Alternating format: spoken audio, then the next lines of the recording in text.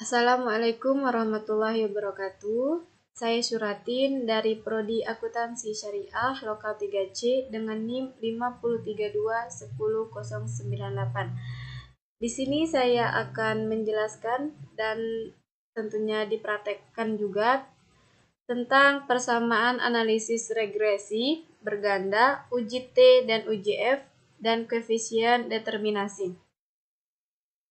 Pertama yaitu adapun konsep dasar dari analisis regresi berganda. Analisis regresi berganda bertujuan untuk mengetahui ada atau tidaknya pengaruh dua atau lebih variabel bebas yaitu X terhadap variabel terikat yaitu Y. Sedangkan uji T bertujuan untuk mengetahui ada atau tidaknya pengaruh parsial sendiri yang diberikan variabel bebas dilambangkan oleh X terhadap variabel terikat yang dilambangkan oleh Y.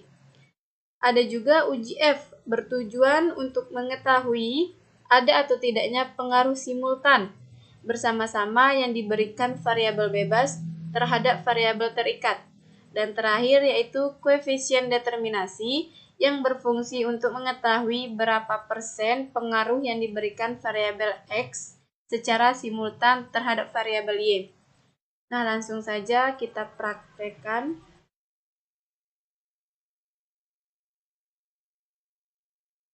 Kita sudah membuka aplikasi SPSS22. Lalu tekan variabel view.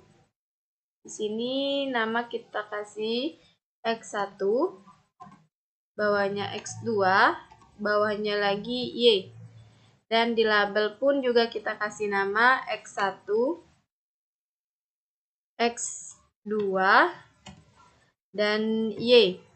Langsung ke data. Data tadi kita masukkan yang telah dikasih oleh Ibu.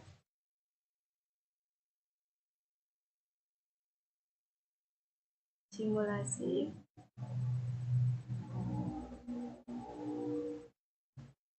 Nah, ini data yang bakal kita masukkan ke dalam SPSS22. Kita copy terlebih dahulu. Kita salin.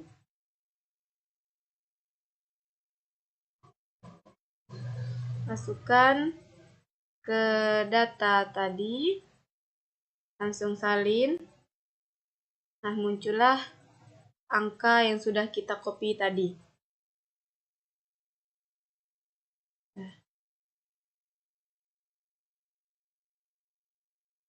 Langsung kita analyze regression. Pada regression terdapat linear. Nah, di sini Y-nya kita letakkan di dependen. X1 independen sudah dimasukkan. X2 pun di independen. Nah, langsung kita oke. Nah, dapatlah hasil begini. Regression terdapat variabel entered atau remove, adapun model summary, ANOVA, dan koefisien.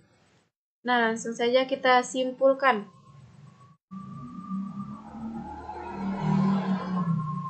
Sudah menyimpulkan dari data tersebut. Yaitu adapun perumusan hipotesis. Yang pertama ada H1, terdapat pengaruh X1 terhadap Y. H2, terdapat pengaruh X2 terhadap Y. Adapun H3 terdapat pengaruh X1 dan X2 secara simultan terhadap Y. Nah, tingkat kepercayaannya 95%. A sama dengan 0,05. Sini ada dasar pengambilan keputusan. Yang pertama yaitu uji T. Jika nilai SIG lebih besar dari 0,05 atau T hitung lebih besar dari T tabel, maka terdapat pengaruh variabel X terhadap variabel Y. Nah, sedangkan yang kedua ada juga jika nilai SIG lebih kecil dari 0,05 atau T hitung lebih kecil dari T tabel, maka tidak terdapat pengaruh variabel X terhadap variabel Y. Yaitu pada uji T tadi, jika nilai SIG lebih besar dari 0,05 atau T hitung lebih besar dari T tabel, maka terdapat pengaruh variabel X terhadap variabel Y. Nah, dan jika nilai SIG lebih kecil dari 0,05 atau T hitung lebih kecil dari T tabel, maka tidak terdapat pengaruh variabel X terhadap variabel Y.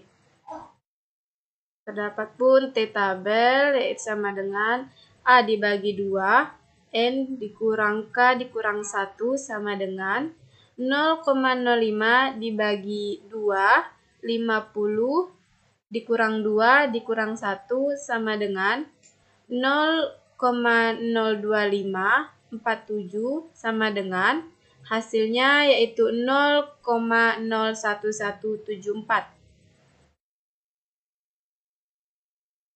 Terdapat juga uji F. Yang pertama, jika nilai SIG lebih kecil dari 0,05 atau F hitung lebih besar dari F tabel, maka terdapat pengaruh variabel X secara simultan terhadap variabel Y. Yang kedua, jika nilai SIG lebih besar dari 0,05 atau F hitung lebih kecil dari tabel, maka tidak terdapat pengaruh variabel X secara simultan terhadap variabel Y. Dan dapat kesimpulannya, F tabel sama dengan F, K, N dikurang K sama dengan F, 2, 50 dikurang 2 sama dengan F, 248 sama dengan hasilnya 3,19. Nah, di sini juga sudah terdapat koefisien yang sudah kita praktekkan tadi pada aplikasi SPSS 22, yang dimana pertama yaitu pengujian hipotesis pertama H1. Diketahui nilai SIG untuk pengaruh X1 terhadap Y yaitu sebesar 0,000 lebih kecil dari 0,05. Dan nilai T hitung 6,045 lebih besar dari T tabel 2,011 sehingga dapat disimpulkan bahwa H1 diterima, berarti terdapat pengaruh X1 terhadap Y. Yang kedua, pengaruh hipotesis H2. Nilai SIG 0,000 lebih kecil dari 0,05 dan T hitung 3,860 lebih besar dari T tabel 2,011 dan dapat disimpulkan H2 diterima dan terdapat pengaruh X2 terhadap Y. Sini pun ada pengaruh hipotesis H3 dengan uji F.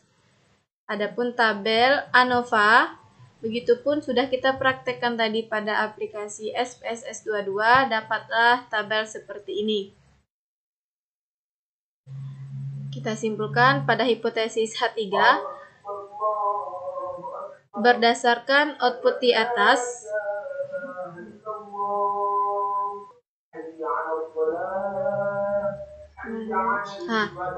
saya ulangi. Berdasarkan output di atas, diketahui nilai signifikansi pengaruh X1 dan X2 secara simultan terhadap Y adalah sebesar 0,000 lebih kecil dari 0,05 dan nilai F hitung 34,244 lebih besar dari F tabel 3,19 sehingga dapat disimpulkan bahwa H3 diterima, yang berarti terdapat pengaruh X1 dan X2 secara simultan terhadap Y.